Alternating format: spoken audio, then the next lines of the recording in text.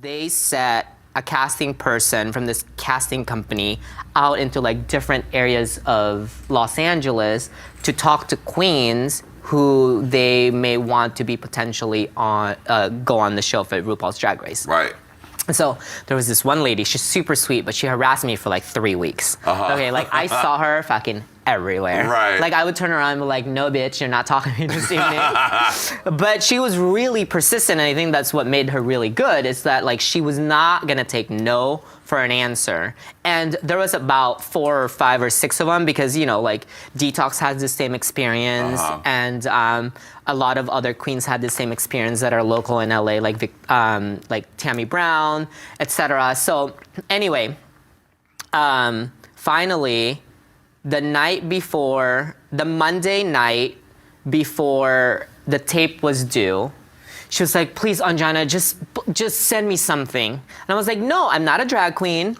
That sounds really fucking intimidating. It does, right? Like if somebody was like, we have a show for drag queens. 2 days. But no, this was like spans a period of like maybe 2 months that she was following us around.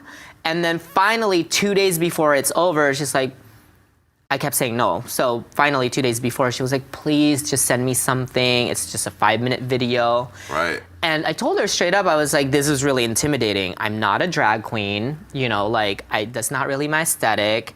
I'm still trying to like figure out my look and my craft, so I don't know where that would play into like a TV show or a competition reality TV show where I'm probably like gonna go home first or whatever. Right. I'm surprised they didn't. And so, why are you laughing, bitch?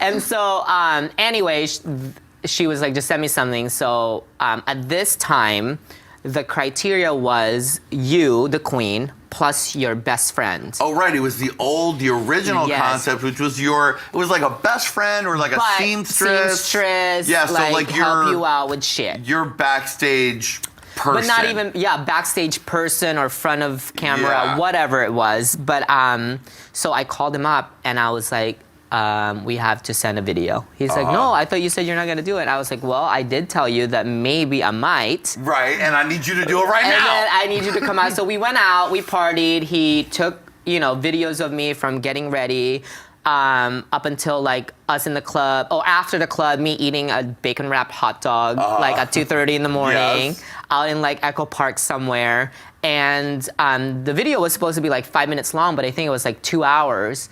And so the next morning, she emails me, this lady, and she's like, do you have a video for me? Did you do it? Please tell me you did it. And I was like, yeah, I fucking did it, you bitch. I was like, where do I drop it off? She's like, come here. And it was like in this area, actually. It's really funny. Anyway, so I dropped it off, and I was like, there's about 2 hours of footage in this camera video thingy-majigger, so do with it as you will. Yeah, do whatever the fuck you want with it. And then, so that was kind of like, all right, if it happens, it happens. And then I think it was like 2 weeks later when they called me, and they're like, we want you to do like a in-studio interview.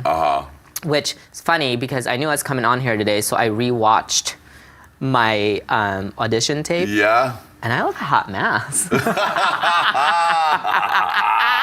I mean, it's such a different universe now and then.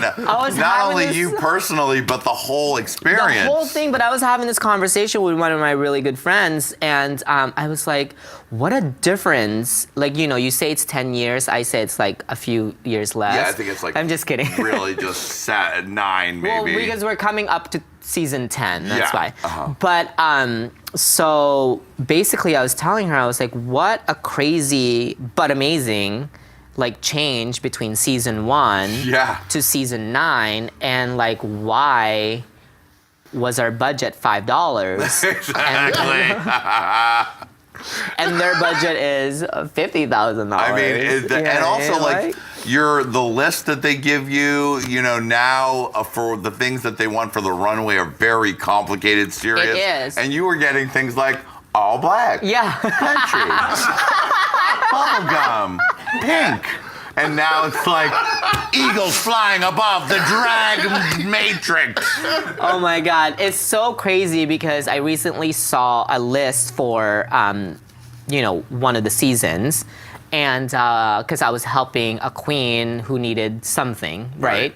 And that something was obviously headpieces. And then she was like, I just need you for this part. And I was like, let me see this. Right. And it's literally like 40 looks. Yeah, they're not playing around. But like you're not gonna use all 40 looks because there's only 12 episodes or 15 episodes.